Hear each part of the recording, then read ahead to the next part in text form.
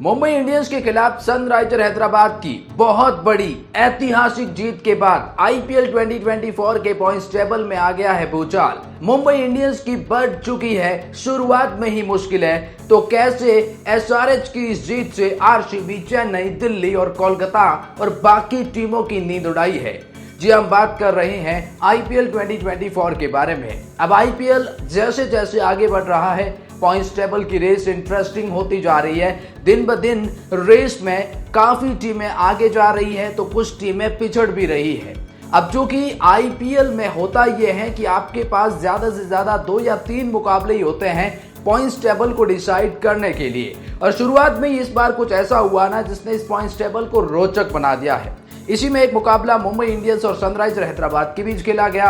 Mumbai Indians को मिली ऐतिहासिक हार और सनराइजर हैदराबाद की एक ऐतिहासिक जीत ने क्या किए हैं पॉइंट्स टेबल में बड़े बदलाव, बाकी टीमों के क्या है हालात, चलिए आइए आपको बताते हैं इस एक खास रिपोर्ट में।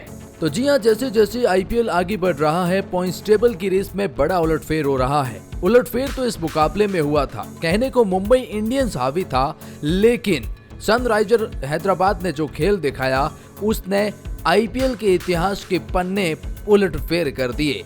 एक ऐसा मुकाबला जिसने रोमांचकता की सारी हदें पार कर दी, एक ऐसा मुकाबला जिसमें आरसीबी भी इन्वॉल्व था। जब पहले मुकाबले की बात करें तो आपको यकीन नहीं होगा, सनराइजर हैदराबाद ने पहले बल्लेबाजी करते हुए ऐसे धागा खोल दिया कि देखते रह गए मुंबई इंडियंस के गेंदबाज। दरअसल सनराइजर हैदराबाद ने पहले बल्लेबाजी करते हुए 277 रन बनाए, जिसमें 24 बॉल पर 62 रन ट्रेविस हेड ने बनाए, 23 बॉल पर 63 रन अभिषेक शर्मा ने बनाए, 28 बॉल पर 42 रन की पारी मार्करम ने खेली और क्लासेन ने 34 बॉल पर 80 रन। 277 आईपीएल इतिहास का सबसे बड़ा टोटल, और अगर कोई इसे चेज कर सकता था तो वो था मुंबई इंडियंस, लेकिन उसमें होने चाहिए थे सूर्य कुमार यादव भी, लेकिन वो चोटिल होने की वजह से नहीं थे। लेकिन मुंबई इंडियंस ने भी शानदार खेल दिखाया, जिसके जवाब में अब चूंकि यहाँ पर कोई बड़ा डिफरेंस तो था नहीं कि ये आप बहुत बड़े रनों के अंतर से हारेंगे, लेकिन मुंबई को जरूर एक रोमांचक अंदाज में हार मिल गई। रोहित शर्मा 12 पे 26, जरूर ईशान किशन, नमन धीर, तिलक वर्मा 34 बॉल पे 64 रन, हार्दिक पांड्या और टिम डेविड आखिरी के ओवर में कुछ अच्छा प्रयास जरूर करते हैं, लेकिन इस मुकाबले को बना नहीं पाए और कुल मिलाकर मुंबई इंडियंस को एक बहुत बड़ी और करारी हार का सामना करना पड़ता है। और इस हार के बाद आईपीएल इतिहास के पन्नों पर ये जो मुकाबला था उससे पॉइंट्स टेबल में बड़ा बदलाव आया है। अब चलिए जानते हैं कि करके कि इस मुकाबले के बाद आईपीएल के पॉइंट्स टेबल की क्या हालात है, कौन सी टीम कहां पर है और क्या रहने वाले हैं आगे आने वाले मैचों के समीकरण। टेबल में 10वें पायदान पर नाम लखनऊ सुपर जायंट्स का आता है, जिन्होंने एक ही मुकाबला खेला है और उन्हें एक ही मुकाबले में हार का सामना करना पड़ा राजस्थान रॉयल के खिलाफ, और ये पॉइंट्स टेबल में सबसे आखिरी पायदान पर है क्योंकि 0 पॉइंट के साथ में इनकी नेट रन रेट बेहद ही खराब है। अब भी 13 मुकाबले खेलने, और हम आपको बता दें कि किसी भी टीम को क्वालिफाई करने के लिए 14 मुकाबले खेलने होते हैं और उसमें से 8 मुकाबले जीतने होते हैं, लेकिन अब लखनऊ सुपर जायंट्स को 13 खेलने हैं और उसमें से 8 मुकाबले जीतने हैं। पॉइंट्स टेबल में 9th पोजीशन पर नाम मुंबई इंडियंस का आता है। बहुत बड़ा फेल डाउन देखने को मिला है, आपको बॉटम में ये टीम नजर आ रही है, और जिस तरह से सनराइजर हैदराबाद के खिलाफ करारी हार का सामना करना पड़ा, उसके बाद इस पॉइंट्स टेबल में इस वक्त फिलहाल 2 में से 2 हारने वाली ये एकमात्र टीम बन जाती है। मुंबई इंडियंस के लिए बेहद रास्ता मुश्किल हो रहा है धीरे धीरे, क्योंकि मुंबई इंडियंस ने 2 मुकाबले खेले, दोनों ही हारे हैं, नेट रन रेट बेहद खराब है और 0 पॉइंट के साथ में 9th पोजीशन पर है। अब भी इस टीम को 12 मुकाबले खेलने हैं, इसमें कोई डाउट नहीं है, लेकिन 12 में से अब 8 जीतने होंगे, और यकीन मानिए आने वाले 1-2 मुकाबलों में फिर कोई ऊंच नीच हुई तो मुंबई इंडियंस के लिए रास्ता बेहद डिफिकल्ट हो जाएगा। तो फिर ऐसे में मुंबई इंडियंस को मिली सनराइजर हैदराबाद के खिलाफ बड़ा झटका लगा है।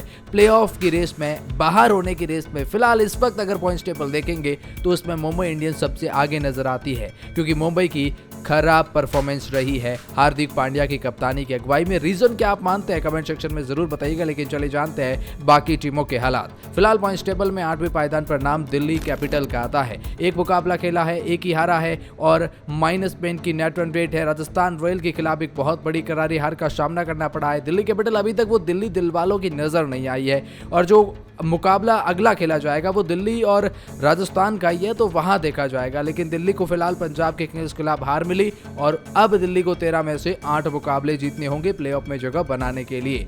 7वें पायदान पर नाम जो है वो गुजरात टाइटंस का दिया गया है। जी हाँ, 2 मुकाबले खेले हैं और जिसमें से 1 मुकाबला हारा है, 1 मुकाबला जीता है और 2 पॉइंट के साथ में ये टीम फिलहाल 7वें पायदान पर बनी हुई है।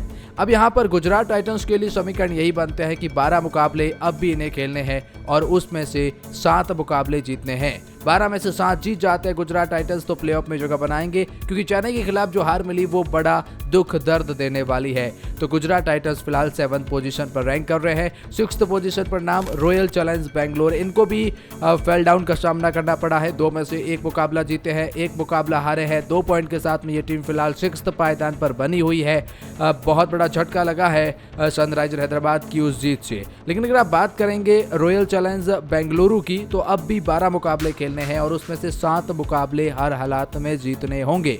तो रॉयल चैलेंजर्स बेंगलोर के लिए भी रास्ता आसान तो बेहद ज़्यादा नहीं है, लेकिन अगर आने वाले 1-2 मुकाबलों में हार और जीत बहुत कुछ डिपेंड करने वाली है। फिलहाल अच्छे रैंक में है। 5वें पायदान पर नाम पंजाब किंग्स का आता है। जी हाँ, जो इन्हें जीत मिली थी दिल्ली कैपिटल के खिलाफ बहुत ही कमाल की रही थी और उसके बाद एक हार मिल गई इन्हें। लेकिन अब कहीं ना कहीं पंजाब किंग्स के लिए 2 में से 1 मुकाबला जीत कर, 1 मुकाबला हार कर 2 पॉइंट के साथ में 5वें पायदान पर बने हुए हैं। अब भी इन्हें 12 मुकाबले खेलने हैं और उसमें से 7 मुकाबले हर हालात में जीतने होंगे। 12 में से 7 जीते तो आप प्लेऑफ में जगह बना जाएंगे बिना किसी दूसरी टीम के ऊपर डिपेंड हुए, अदरवाइज इन्हें मुश्किलों का सामना करना पड़ेगा। अब टॉप 4 टीमें जो कि प्लेऑफ में जगह बनाएगी टॉप 4 की, उसमें फिलहाल इस वक्त 4थे पायदान पर केकेआर की टीम है, क्योंकि इन्होंने 1 ही मुकाबला खेला, 1 ही जीता है और नेट रन रेट इनकी काफ़ी अच्छी है और जिसकी वजह से ये 4थे पायदान पर 2 पॉइंट के साथ में बने हुए हैं। अब इन्हें भी 13 मुकाबले खेलने हैं और उसमें से 7 मुकाबले जीतने हैं। 13 में से 7 जीतना आसान लगता है केकेआर के लिए, क्योंकि जिस तरह की टीम फिलहाल इस वक्त ये दिखाई दे रही है, केकेआर के लिए रास्ता आसान नजर आएगा। तीसरे पायदान पर नाम सनराइजर हैदराबाद का आ गया है। जी हाँ, बहुत बड़ा उछाल मारा है सनराइजर हैदराबाद ने एक बहुत बड़ी जीत के साथ में। 2 मुकाबले खेले हैं, 1 मुकाबला जीता है, 1 मुकाबला हारा है और 2 पॉइंट के साथ में ये टीम फिलहाल तीसरे पायदान पर बनी हुई है। प्लेऑफ में जगह बनाने के लिए 12 मुकाबले खेलने हैं और उसमें से 7 मुकाबले इससे भी फिलहाल सनराइजर हैदराबाद को जगह बनाने के लिए प्लेऑफ में जीतने होंगे। दूसरे पायदान पर राजस्थान रॉयल है। 1 मुकाबला खेला है, 1 मुकाबला जीता है। नेट रन रेट बहुत ही कमाल की है, 1.000 के साथ में 2 पॉइंट के साथ में ये टीम दूसरे पायदान पर बनी हुई। 13 मुकाबले अब भी इनको खेलने हैं और 7 मुकाबले जीतने हैं। 13 में से 7 जीतना मतलब आसान रास्ता थोड़ा सा दिखाई देता है, लेकिन राजस्थान रॉयल के लिए देखने वाली बात आगे आने वाले मुकाबलों में क्या होता है। और पहले पायदान पर चेन्नई सुपर किंग्स है। 2 में से 2 जीते हैं, 4 पॉइंट इनके पास में है और 12 मुकाबले अब भी इनको खेलने हैं और 12 में से ये टीम केवल 6 मुकाबले जीत गई तो फिर ये टीम प्लेऑफ में जगह बना लेगी और 12 में से 6 जीतना चेन्नई जैसी टीम के लिए तो कोई डिफिकल्टीज आएगी नहीं। तो प्लेऑफ में जगह बनाने के लिए चेन्नई सबसे आगे है और मान लीजिए चेन्नई ने तो जगह बना ही ली है, लेकिन इसमें बाहर होने की रेस में मुंबई फिलहाल इस वक्त सबसे आगे है सनराइजर हैदराबाद की इस हार के बाद। लेकिन आपकी क्या राय है इस टॉपिक के बारे में कमेंट सेक्शन में जरूर बताइएगा।